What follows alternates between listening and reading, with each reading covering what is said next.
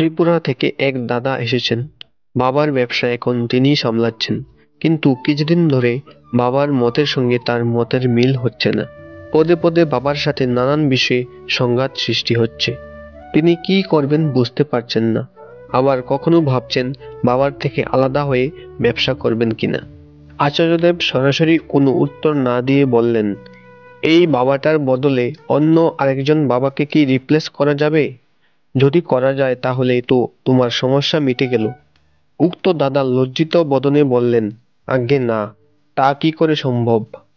আচার্যদেব, করা যাবে না তাই তো? তাহলে বাবাটা ফিক্সড, এখন কি চেঞ্জ করা যায় নিজেকে, নিজের ইগোকে? কিন্তু তুমি ভেবে দেখো তোমার মনের ভাবটা কেমন। সেটা হলো, আমি যেটা বলছি তুমি শুনছো না কেন? আমরা যখন কোনো অ্যাক্ট বা অ্যাকশন করি, কাজের সাথে আমাদের ইগো তৈরি হয়। তাহলে বাবা এতদিন ধরে যখন একটা কাজ করে আসছেন, ব্যবসাটাকে দাঁড় করিয়েছেন, বাবারও ব্যবসার সাথে একটা ইগো হয়েছে।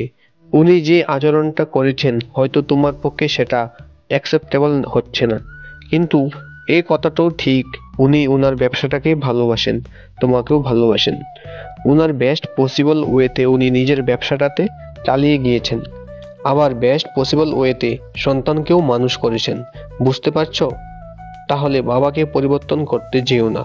তার আচরণে তুমি কিভাবে রিয়েক্ট করবে সেটা তুমি শিখে নাও। দুধের মধ্যে চিনিকে যদি গুলুতে হয় আর চিনি যদি শক্ত হয়ে সোজাসুজিভাবে দাঁড়িয়ে থাকে, তাহলে চিনির মিষ্টত্ব দুধও পাবে না, আর চিনিও দুধের স্বাদ পাবে না।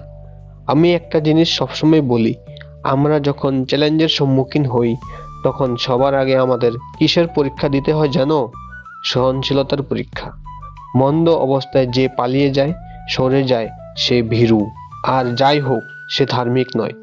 আর প্রতিকূলতার মধ্যে যে মাথা তুলে দাঁড়িয়ে থাকে, সে হলো প্রকৃত বীর, সেই প্রকৃত ধার্মিক। ঠাকুর বলেছেন, স্থির প্রতিজ্ঞ হও, গোয়ার হইও না। তুমি ভেবে দেখো তো তুমি গোয়ার কিনা? কারণ যে গোয়ার তার সব কাজ পণ্ড হবে। তুমি এটা চাও মানে এখনই চাও, অর্থাৎ তুমি গতিও চাইছো আবার অবস্থানও চাইছো। উক্ত দাদা খুব মনোযোগ দিয়ে শুনছেন, যেন সমস্ত শরীর মন একমুখী হয়ে শুষে নিচ্ছে আচার্যদেবের কথা। সমস্ত নাটমণ্ডপ জুড়ে বিরাজিত বিপুল ভক্ত দর্শনার্থী উদ্গ্রীব হয়ে শুনছেন আচার্যদেবের সুমধুর বাক প্রবাহ। আচার্যদেব বলে চলেছেন, ল অফ আনসার্টেনিটি বলে একটা কথা আছে। সেই কথা অনুযায়ী দুটো জিনিস একসাথে হতে পারে না।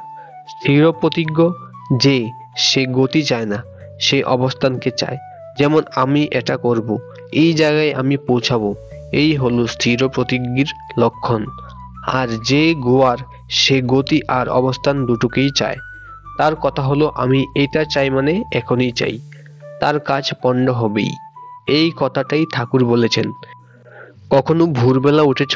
একদম ভোরবেলা কালো আকাশ থাকে যখন, একদম নিকষ কালো, সেই সময় যে গান হয় তার নাম ললিত। তারপর দিগন্তের নিচ থেকে একটু একটু করে আলো ফুটতে থাকে, ধীরে ধীরে সমস্ত আকাশের অন্ধকার কেটে যায়। এরকম করেই একদিন তোমার আর তোমার বাবার অন্ধকার কেটে যাবে। তোমার সাথে তোমার বাবার মিলন হয়ে যাবে। যেটা বললাম সেটাকে তুমি যদি মাথায় নিয়ে চলতে পারো তবেই।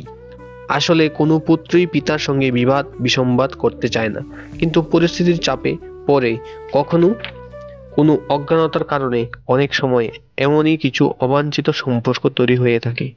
আর তখনই আমাদের একজন সঠিক পথ প্রদর্শকের প্রয়োজন হয়, যিনি জীবন পথে চলতে গিয়ে আঙ্গুল দিয়ে দেখিয়ে দেন মনের কোনো কন্দরে ক্লেদ জমেছে, কোথায় গ্লানি দানা বেঁধে উঠেছে, আর কিভাবেই বা তার উৎপাটন সম্ভব। আর তিনিই আধার পথের যাত্রীর সম্মুখে থেকে আলোর দিশারি হয়ে সঠিক গন্তব্যে পৌঁছে দেন। জয়গুরু। সকলে ভালো থাকবেন। ভিডিওটি ভালো লাগলে অবশ্যই আমাদের ভিডিওটিকে লাইক করবেন এবং শেয়ার করে সকলকে দেখার সুযোগ করে দেবেন, এবং চ্যানেলটিকে সাবস্ক্রাইব করতে ভুলবেন না। জয়গুরু।